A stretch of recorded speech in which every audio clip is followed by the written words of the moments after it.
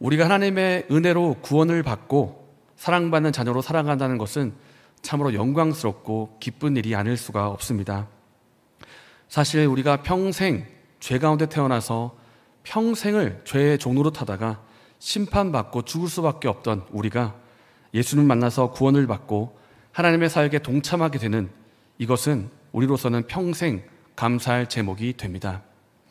이렇게 감사하고 영광스러운 하나님의 일이고 또 하나님의 신분이지만, 그런데 때로는 우리가 살아가면서 안 좋은 일을 만날 때도 있습니다. 우리가 몸담고 있는 부서에서 아이들에게 시간과 물질을 투자하고 사랑을 베풀고 또 노력을 했는데 아이들이 여전히 변하지 않는 것 같고 오히려 문제를 일으키는 것을 보면 마음에 낙심이 생길 수가 있습니다. 또 부서에서 같이 사역하고 있는 교사들 간에 오해가 생기고 갈등이 생겨서 서로 말다툼을 하고 관계가 안 좋아지는 일을 교사 사역을 하면서 경험할 수가 있습니다. 같은 구역과 전도회에서 서로에게 섭섭한 일이 생겨서 나는 이제 구역 모임 안 나갈 거다, 나 이제 전도회 안 한다, 이렇게 하면서 마음의 문을 닫아버릴 때도 있습니다. 이런 경우도 있습니다. 어느 날 나에 대한 안 좋은 소문이, 이상한 소문이 돌기 시작하면서 내가 한 번도 입으로 내뱉은 적이 없는 말을 다른 사람들이 막 하기 시작하고, 이 사람이 이런 말을 했다더라, 저런 사람이 저런 말을 했다더라, 이런 소문이 다른 사람을 통해서 내 귀에 다시 돌아올 때 우리는 상처를 받고 마음에 어려움이 찾아옵니다. 그리고 다른 사람을 향한 마음의 문을 닫아버리게 되고 한번 닫힌 문은 쉽게 열리지가 않습니다. 하나님의 자녀가 된다는 것은 참으로 영광스러운 것이고 하나님의 사역에 동참하는 것도 참으로 감사한 일인데, 왜 중간에 우리에게 이런 어려운 일이 주어지는 것일까요? 그 이유 중에 하나는 먼저로 사탄의 공격 때문입니다. 하나님의 나라가 교회를 통해서 점점 확장되고 점점 퍼져나가는 것을 사탄이 원할 리가 없고 그 모습을 그냥 두지 않기 때문에 그 일을 하는 교회를, 우리를 공격하는 것입니다. 별 이유 없이 서로가 오해를 하게 만들고 다투게 만들고 분열하게 만듭니다. 그래서 봉사와 사역에 지장이 오도록 사탄의 공격이 있는 것입니다. 어려운 일이 생기는 이유 중에 또 한 가지는 우리 자신의 연약함도 있습니다. 우리가 하나님의 은혜를 받고 사랑받는 자녀가 되었지만은 아직 우리 안에는 다듬어져야 할 부분이 남아 있습니다.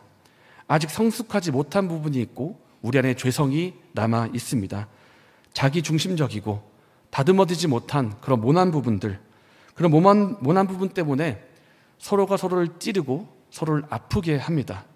이렇게 우리는 사탄의 공격을 받기도 하고 우리 안의 연약함 때문이기도 하고, 그래서 어려운 일을 만날 때가 있습니다. 오늘 본문에 나오는 사도 바울도 예외는 아니었습니다. 바울도 사역을 하면서 교회 안으로 또 교회 밖으로 여러 가지 공격과 어려움을 당했습니다. 우리가 읽은 본문에서 다음에 나오는 8절부터 바울이 자신이 받은 고난에 대해서 이야기를 하고 있는데, 아시아에서 힘에 겹도록 심한 고난을 당했습니다. 그 고난이 얼마나 심했는지 8절 말씀에 살소망까지 끊어졌다 말하고 9절에서 자신이 사형 선고를 받은 줄 알았다, 그렇게 표현을 하고 있습니다. 10절에서도 표현하기를 큰 사망에 내가 빠져 있었다, 이렇게 말을 하고 있는데, 쉽게 말하면 내가 죽는 줄 알았다, 하나님이 나를 데려가시는 줄 알았다, 이렇게 표현을 하는 것입니다. 환난을 당했습니다. 궁핍하게 생활했습니다. 고난당하고 매를 맞았습니다. 사역을 방해하는 난동을 만났고 옥에 갇히고 수고하고 자지 못하고 먹지 못하는 등 바울은 사역하면서 수많은 어려움들을 만나고 당했습니다. 하지만 바울이 겪었던 고난은 이것이 다가 아닙니다. 지금까지 언급한 것이 교회 밖에서 겪었던 고난이라고 한다면 교회 안에서도 바울은 고통을 당했습니다. 우리가 읽은 고린도후서, 이 고린도후서의 배경이 되는 교회는 바로 고린도 교회인데, 이 교회는 사도 바울이 복음을 전해서 세운 사도 바울이 세운 교회입니다. 그러니까 담임 목사님이 사도 바울인데 하루는 고린도 교회 성도들이 바울의 사도성을 의심을 하는 것입니다. 바울이요, 다른 사도들은 결혼해서 가정을 이루고 사역하는데 왜 당신은 결혼하지 않습니까? 왜 당신은 가정이 없습니까?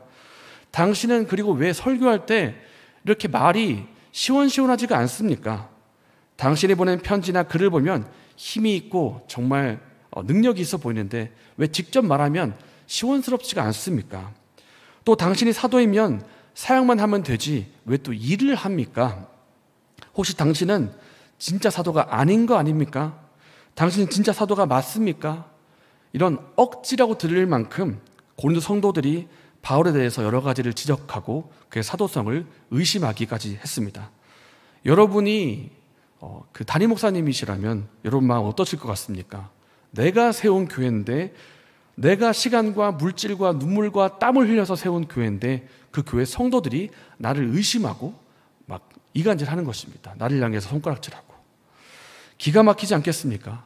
나는 정말 복음 때문에 지금까지 사역을 했고 나는 하나님을 사랑하는 마음으로 이렇게 교회를 세운 것인데 어떻게 내가 이런 어려움을 당하는가 하는 생각이 들지 않겠습니까?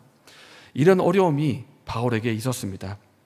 밖에서는 고난과 핍박, 안에서는 의심과 분열, 이런 것들이 막 다가오니까 사도 바울이 고백하기를 내가 사방에서 우겨쌈을 당했다, 내가 사방에서 둘러싸였다, 이런 표현을 할 정도로 고통을 많이 당했습니다. 여러분 오늘 본문 다시 한번 보시기를 바랍니다. 3절부터 7절까지를 보면 환난이라는 단어가 굉장히 많이 나옵니다. 곳곳에서 나오는데 이 환난이라는 단어를 뜻을 보면 압착하다라는 뜻이 있습니다. 압착하다. 여러분 영상에서 프레스기로 이렇게 찍어 누르는 거 보셨습니까? 완전히 눌러가지고 정말 짜부러뜨리는 그런 고통, 그 압착하는 고통을 바울이 당했던 것입니다. 바울이 슈퍼맨일까요? 어떤 고난을 당해도 끄떡하지 않는 슈퍼맨. 그의 마음은 절대 부서지지 않는 초강력 그런 금속으로 되어 있는 것일까요? 바울은 우리와 똑같은 사람입니다. 힘든 일이 있으면 힘들어 할 수밖에 없고 어려움이 찾아오면 어려워할 수밖에 없는, 두려워하고 고통하고 괴로워할 수밖에 없는 바울은 사람입니다. 바울 역시 사람이기 때문에 여러 가지 고난과 어려움이 왔을 때 힘들어할 수밖에 없었습니다. 그런데 이렇게 많은 고통과 어려움을 당했던 바울이지만 그럼에도 불구하고 바울의 모습 속에서 발견할 수 있는 또 한 가지가 있습니다. 그것은 바울이 그저 고통과 고난으로 마무리하지 않았다는 것입니다. 바울은 많은 고통과 상처, 고난을 받았지만 그 가운데 놀랍게도 하나님을 찬송하였습니다.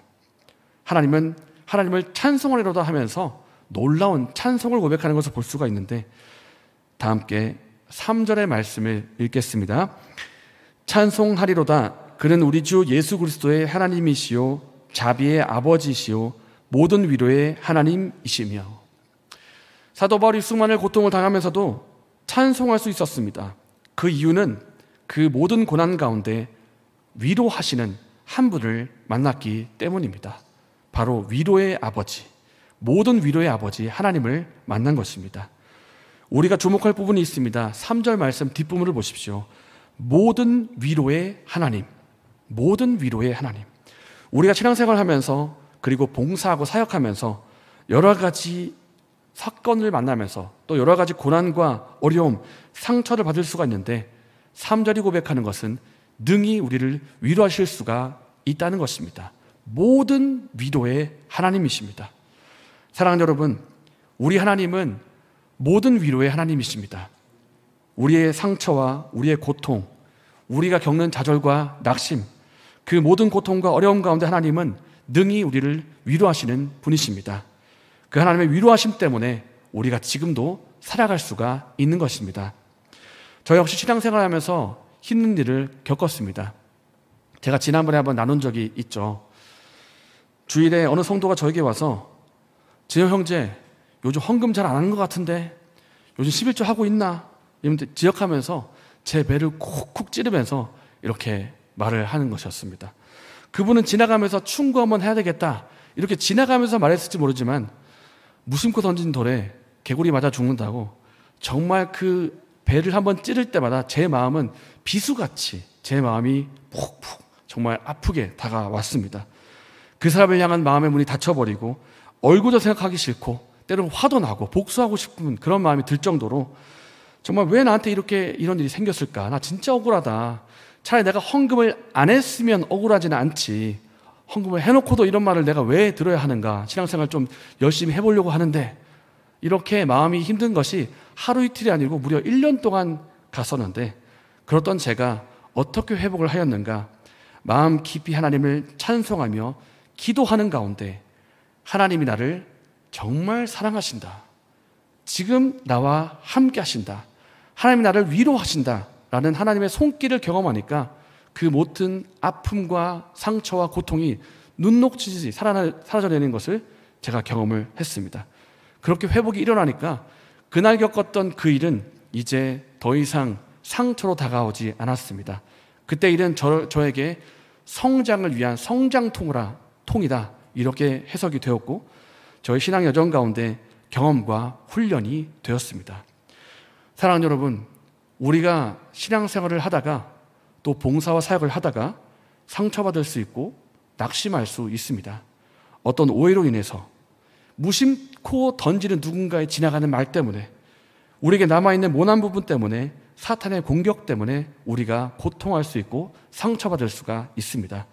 그러나 그런 어려움과 상처에도 불구하고 우리가 무너지지 않을 수 있는 이유는 하나님께서 우리를 위로하시기 때문입니다.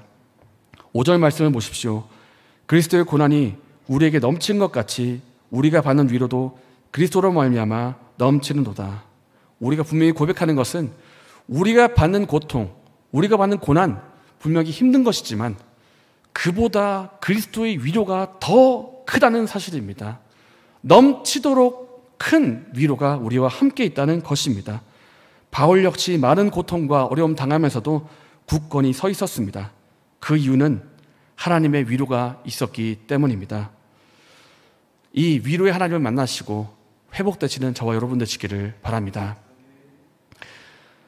바울은 수많은 고통과 어려움이 있었지만은 그 가운데 무너지지 않고 위로의 하나님을 경험했습니다. 그런데 사도 바울은 단지 위로받는 것으로 멈추지 않았습니다.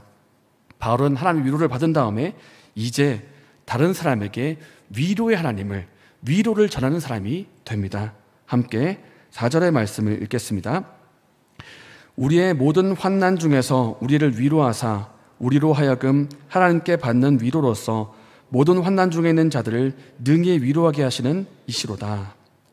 4절 말씀을 보시면 하나님께서 우리를 위로하시는데 이제는 그 위로를 통해서 우리가 이제는 다른 사람, 환난 중에 있는 다른 사람을 능히 위로하게 하신다라고 고백을 하고 있습니다. 이제 위로를 받은 우리는 다른 사람을 위로하는 자가 될 수 있습니다. 그리고 위로하는 자가 되어야 합니다. 우리 안에 먼저 우리를 위로하신 예수 그리스도의 위로가 있기 때문입니다. 제가 예전에 소그룹 리더를 하면서 이제 모임을 인도하기도 하고 또 때로는 상담 요청이 와서 이렇게 상담까지는 되게 거창스럽고 그냥 이야기를 들을 때가 있었는데 나 정말 힘듭니다. 나 정말 힘들고 상처받았고 정말 지쳤습니다. 나와 좀 얘기 좀 해줬으면 좋겠어요. 이러면서 얘기해 주기를 부탁을 받는데 솔직히 제가 이런 부탁을 받는다 한들 제가 뭐 도와줄 게 있겠습니까? 그냥 기도하는 마음으로 듣고 있을 뿐입니다. 이 친구가 이런 일을 당했고 이런 일은 어려움이 있구나, 이런 상처가 있구나, 그냥 들을 뿐입니다. 그러면서 기도하는 마음으로 들으면 어떤 경우에는 그 사람이 말하다가 스스로 회복되기도 하고 어떤 때는 제가 듣다가 위로해 줄 수 있는 말을 생각하게 되어서 그 말을 전해주기도 하고 말씀이 생각나기도 하고 그렇습니다. 그렇게 우리가 제가 누군가를 위로할 그런 입장에 서면 저는 기쁜 마음이 듭니다. 왜냐하면 저의 과거를 제가 알기 때문입니다. 제가 처음에 뭐라고 말씀드렸죠? 상처받은 영혼이라고 말씀드리지 않았습니까? 상처받고 힘들어하고 고통하던 제가 이제는 위로를 받아가지고 다른 사람을 위로할 수 있는 자가 되었다니 이 사실 자체가 저에게 감사가 되고 기쁨이 됩니다. 우리가 다른 사람을 위로할 수 있습니다. 고통 가운데, 낙심 가운데, 절망 가운데 있는 누군가를 이야기를 들어주고 또 위로의 말을 건네줄 수가 있습니다. 이렇게 할 수 있는 이유는 우리의 마음이 바닥같이 넓어서가 아닙니다. 우리 안에 위로의 하나님이 함께 하시기 때문입니다. 우리가 그분의 위로의 능력으로 다른 사람을 위로할 수가 있는 것입니다. 환난 중에 하나님의 위로를 경험한 그 사람은 환난 중에 있는 다른 사람을 위로할 수가 있습니다. 그 모든 환난 중에 능히 위로하시는 예수 그리스도를 그 사람에게 전해줄 수가 있습니다. 여러분, 특히 우리가 살고 있는 이 시대 어떤 시대입니까? 말로 사람을 죽이는 시대입니다. 우리가 최근에 뉴스를 보셨죠? 초등학교 교사가 스스로 목숨을 끊었습니다. 그 교사분의 말을 잠깐 보니까 하루하루 사는 것이 너무 힘들었다, 이렇게 말을 하고 있고, 해석하기로는 이 교사는 악성 민원에 시달렸을 것이다, 그렇게 민원이 많았다, 그런 자료가 또 있습니다. 이 모습을 보면서 지켜본 사람들은 이 사건이 사회적 타살이라고 그렇게 해석을 하고 있습니다. 우리는 말로 사람을 죽이는 시대에 살고 있습니다. 인터넷 뉴스에 달린 댓글이나 SNS에 달려온 그런 글들을 보면 어떤 일을 했을 때 잘한다, 수고했다, 화이팅, 이렇게 격려의 말을 하기보다는 무슨 일을 이런 식으로 하냐, 그러니까 이 모양이 되지, 또 뭐 일이 있다고냐, 심지어 입에 담지 못할 욕설도 하고 심지어 죽으라는 말까지도 합니다. 그러니까 진짜 죽는 일이 지금도 일어나고 있습니다. 독화살과 같은 악성 댓글을 상대방에게 막 쏩니다. 그러니까 연예인이 죽고 많은 일반인도 죽고 수많은 학생들이 마음의 상처를 받고 사지로 내몰리고 있습니다. 상대방으로 하여금 삶을 포기하게끔 그렇게 말을 쏘아붙이고 있습니다. 이렇게 말로 사람을 죽이는 시대, 상처받는 시대, 살면서 겪는 어려움들, 이런 마음의 상처와 아픔을 우리가 누구에게 어디서 위로받을 수가 있겠습니까? 바로 하나님으로 위로받을 수가 있습니다. 그리고 하나님이 세우신 교회를 통해서 위로해 줄 수가 있습니다. 이제 우리는 위로자가 되어야 합니다. 치료자가 되어야 합니다. 사실 우리에게 치료할 능력은 없지만 우리 안에 계신 예수 그리스도께서 그 일을 하실 수가 있습니다. 이전에 우리도 상처받았지만, 낙심했지만 예수님으로 회복되고 상처가 회복된 우리는 이제 치유자가 되어서 다른 사람에게 위로의 손길을 건네줘야 합니다. 사랑하는 여러분, 말씀 맺겠습니다. 예수 그리스도를 바라보시고 예수 그리스도 안에서 위로를 받으시기를 바랍니다. 예수님은 우리를 위해서 고난과 고통을 많이 받으셨습니다. 아무 죄가 없으신 그분께서 죄인이 되어야 했고, 신실하신 그분이 불신과 의심을 당해야 했습니다. 하나님의 아들이신 그분이 사람과 사람들에게 버림과 배신을 받아야 했고 십자가에서 죽으셔야 했습니다.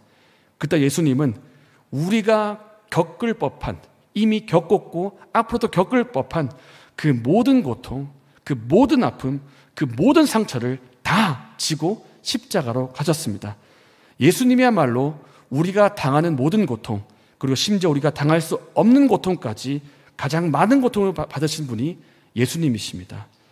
그 예수님이 우리의 고통을 다 아십니다. 그리고 우리에게 위로의 손길을 내미십니다. 모든 위로의 주님이 우리를 위로하십니다.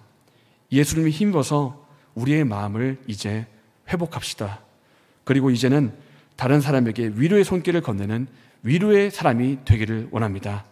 이러한 은혜가 저와 여러분에게 있기를 바랍니다.